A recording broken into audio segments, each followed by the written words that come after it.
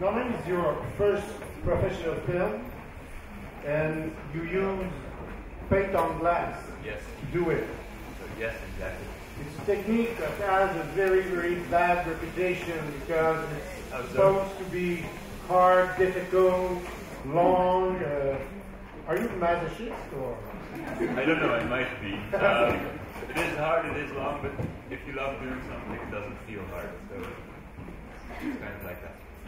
So how long was the production of the film? 2.5 years. And how many levels did you use? You just one or? Actually just one, yes. I tried to put in a lot of depth in the film, but I tried to get it all out of the paint. So there's actually no real layers in it. And did you use this technique when you were a student? I did. I graduated the CASP with a short film called Annecy that did some festivals, not a lot though.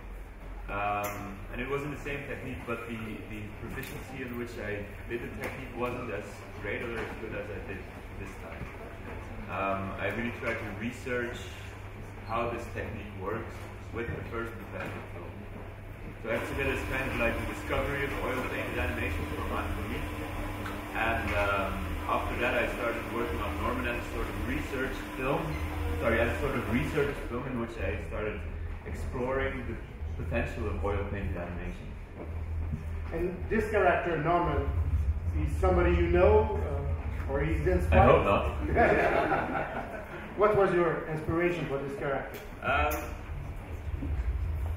There's no real moment where I said I should write the character like that. I just know I wanted him to be very shy and kind of creepy in a very white sort of way, a very blanc kind of manierism. Someone who wouldn't stand out. And I remember my first script being about a man who's truly invisible, which is impossible to animate because you can't see him. And then it gradually evolved towards Norman. So at the origin, the project was character-driven? It has always been character-driven, yes. Yeah. But at a certain point, I started contemplating the image more than the character. So I started putting in more something I would call strong images.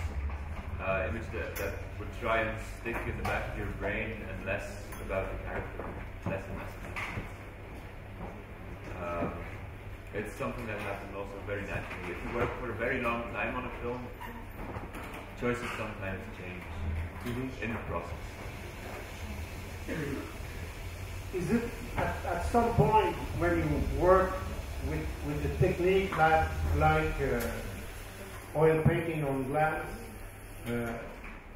you feel that it's the technique that could drive your animation or decide where you will go?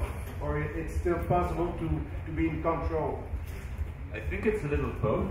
At a certain point, you just get at a point in your mise en scène where you can't go anything further than that point. But if you practice a lot and you do it a lot, you gain control and you don't really mind if you lose control, you just steer towards the control again. It's like driving a car. Maybe, yes. And sometimes it's like driving a car straight towards a tree and then swerving at the last. Des questions du public. I know, Rob, that when you finish, you only end up with one painting and a film, and a good film, hopefully. So does it ever frustrate you that at the end of all these years of work, you just have the one painting instead of several for an exhibition, or?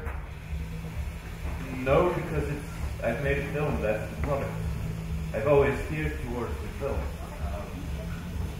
I mean, if I would want to paint, I'd paint, right? If I want to animate, I'll make animation.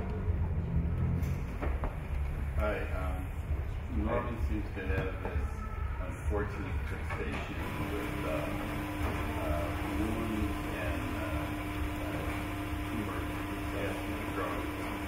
But with your paint on glass technique, there's a very strong brush stroke.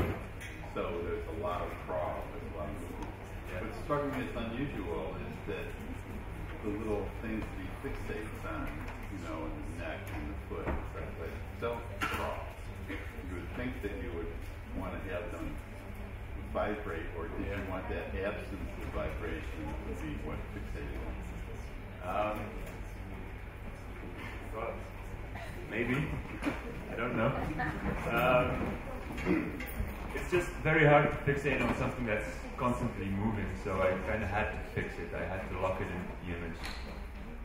It's a very logical choice if you're doing it, but you don't really think about it while you're painting.